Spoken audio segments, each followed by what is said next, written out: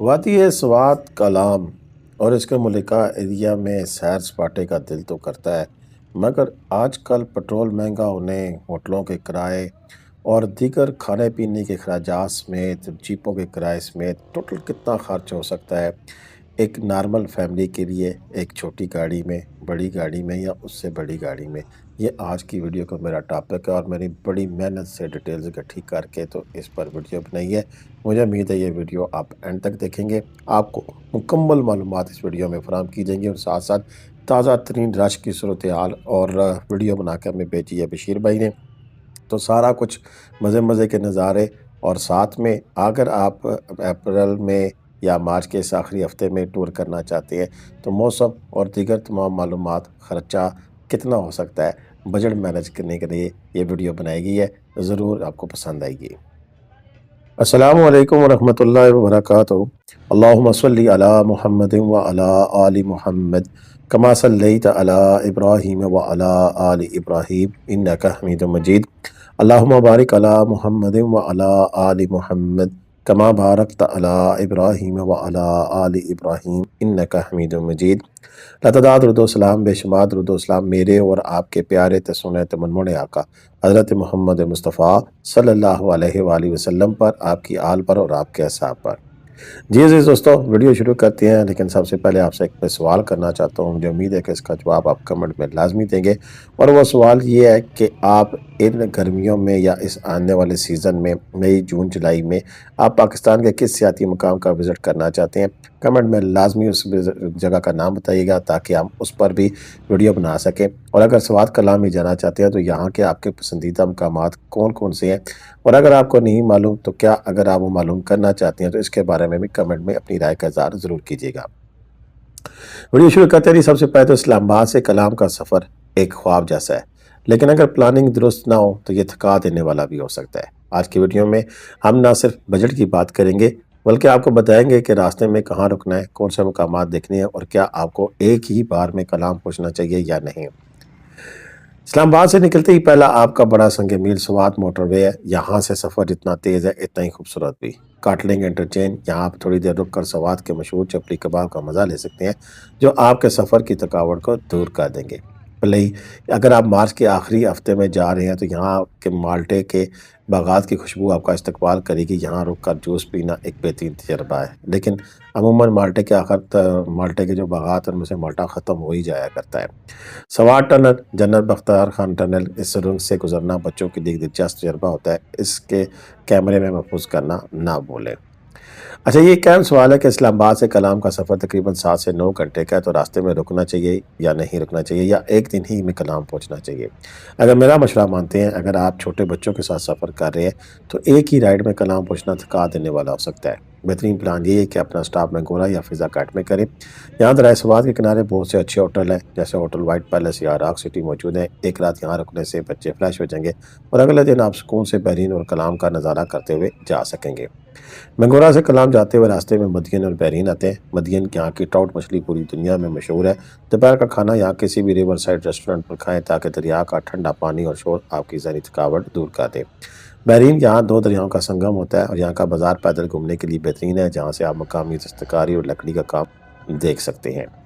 अच्छा, आप कलाम पहुँच जाए तो इन मकामात को अपनी लिस्ट में लाजमी शामिल करना है, जिसमें खुशबू फॉरेस्ट है, जिसमें देवदार के दरख्तों के दरमियान फ़ोटोशूट के लिए बेहतरीन जगह है। मटलतान आबशार, यह रास्ता बहुत पुरसकून है। यहाँ बर्फ़ के बड़े बड़े ग्लेशियर अप्रैल में भी मिलते हैं, इस दफ़ा शायद इतने ज़्यादा नहीं है।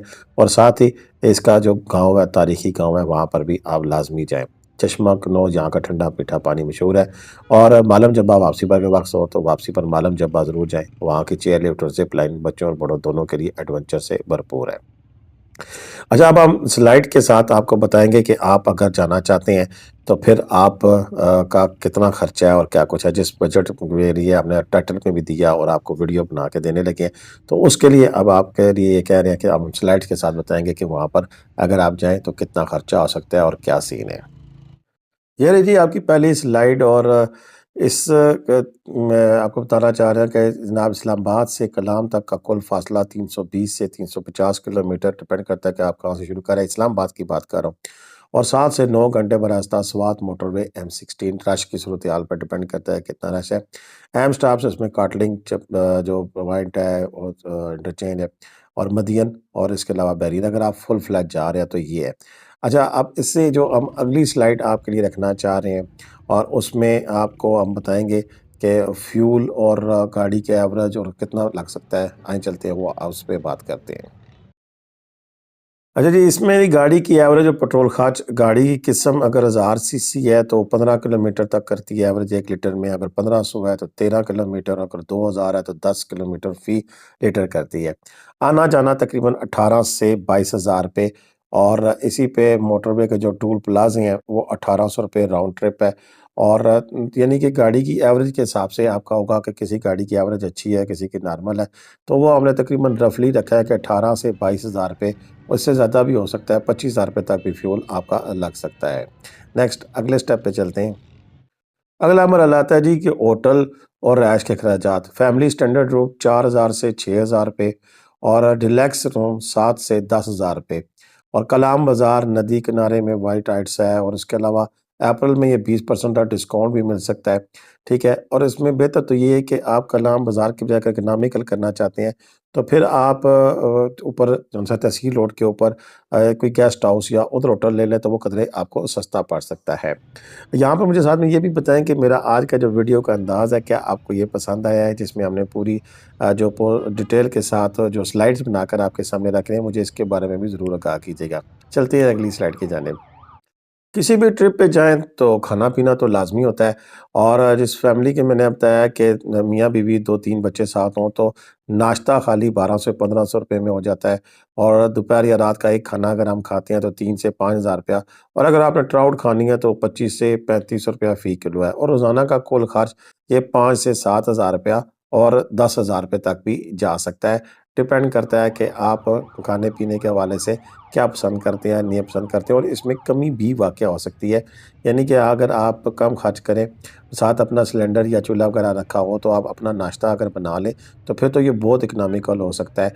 लेकिन डिपेंड करता है कि आप अपने टूर के बजट को किस तरह मैनेज करते हैं। हमारा काम है आपको डिटेल बताना, बाकी आपकी अपनी मर्ज़ी है कि आप किस तरह इसको मैनेज करते हैं। अच्छा जी, अब इसमें मज़ीद जो खर्चा आपका हो सकता है वो ये है कि जीप अगर आप इस्तेमाल करते हैं, उशूफ़ फ़ारज़ मुल्तान तक तो आप अपनी गाड़ी में भी जा सकते हैं, उसका इश्यू नहीं है। लेकिन अगर आप जीप जाना ही पड़ जाए, तो 5 से 6,000 आने-जाने का दिन को स्टे भी वहाँ पे करती है। मॉडर्न झील अगर खुली हो तो 10 से 12,000 डिपेंड करता है रश के हवाले से, उसमें रश में ज़्यादा पैसे भी ले सकते हैं और कमी भी हो सकती है। और चश्मा, कनॉय, हलगा आबशार 4 से 5,000 रुपया और अगर आप के उधर थोड़ा-सा इस तरह भी करें कि किसी दूसरी फैमिली के साथ अपनी अटैचमेंट कर लें, तो फिर 2 फैमिलियाँ मिलकर भी आपका जीप का किराया 50% तक कम हो सकता है। चलिए जी, टाइम माज़र बीच में एक हमारे सब्सक्राइबर की कॉल आ गई थी और बड़ी देर से वो कॉलें कर रहे थे। मैंने आपको बताया भी है कि आप मुझे व्हाट्सएप पे मैसेज किया करें। अभी वो कॉल आ रही थी तो मैंने कहा चलो पिक कर लेते हैं, उनको हो गया शायद बहुत ज़रूरी काम हो। बहरकैफ़ जी, हमने कोशिश की है कि आज की इस वीडियो में आपको पूरी डिटेल बता दें। अब इसको सम अप आपने करना है और जो मेरी सम अप में है वो तकरीबन 65,000 से 85,000 तक आपका 2 रातों का और इसी तरह 3 रातों का जो-सा है वो तकरीबन 75,000 से लेके 95,000 रुपए तक। अपने ज़हन में अगर आप घर से निकलते हैं, अब ये पिंडी इस्लामाबाद की बात कर रहा हूँ, तो उसमें आपने ऐड करना है मुल्तान से पिंडी तक पहुँचने का खर्चा है या लाहौर से है या कराची से है या किसी भी शहर से। वो जब खर्चा आप ऐड ऑन करेंगे तो तकरीबन ये लाख और लाख से ऊपर भी जा सकता है। अच्छा, इसमें अगर आपकी अपने पास अपनी गाड़ी नहीं है और अगर आप लोकल पहुँचते हैं तो लोकल आप किराया बीच में शामिल कर लें कि आप पिंडी इस्लामाबाद में कैसे पहुँचते हैं और फिर आगे आप पर डे पे गाड़ी लेके जाते हैं तो वो पर डे के हिसाब से जो कार है वो 6 से 7,000 पर डे पे ड्राइवर का खर्चा 1,500 रुपया बीच में एक्स्ट्रा बीच में ऐड करना पड़ेगा।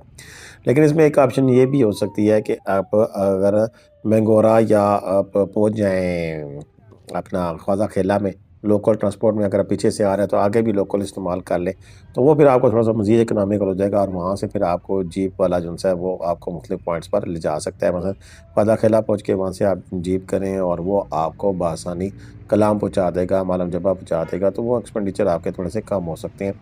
तो फिर उस हवाले से आपका खर्चा जो-सा है वो थोड़ा-सा कम बेहतर तरीके से आप उसको मैनेज कर सकते हैं। बाकी लोकल ट्रांसपोर्ट पे अगर आप जाना चाहते हैं तो पिंडी इस्लामाबाद से मेरी कोशिश होगी कि अगले कुछ दिनों में मैं जाके तो पीर हृदय अड्डे से वो जो कोस्टर जाती है रात को उसकी वीडियो बनाऊँ, आपके सामने रखूँ और मज़ीद भी जो ऑप्शंस हैं वो भी आपके सामने रखूँ, जिसमें आपको बताया जाए कि अगर लोकल आप जाना चाहती हैं तो पीर हृदय अड्डे से स्वात कलाम की गाड़ी कितने बजे जाती है? मेरा ख्याल है कि रात 11 बजे जाती है, जो सुबह 7 बजे आपको कलाम पहुँचा देती है। उसका रेंट कितना है अभी नए किराए के हिसाब से, वो भी इंशाल्लाह आपके सामने डिटेल हम रख देंगे।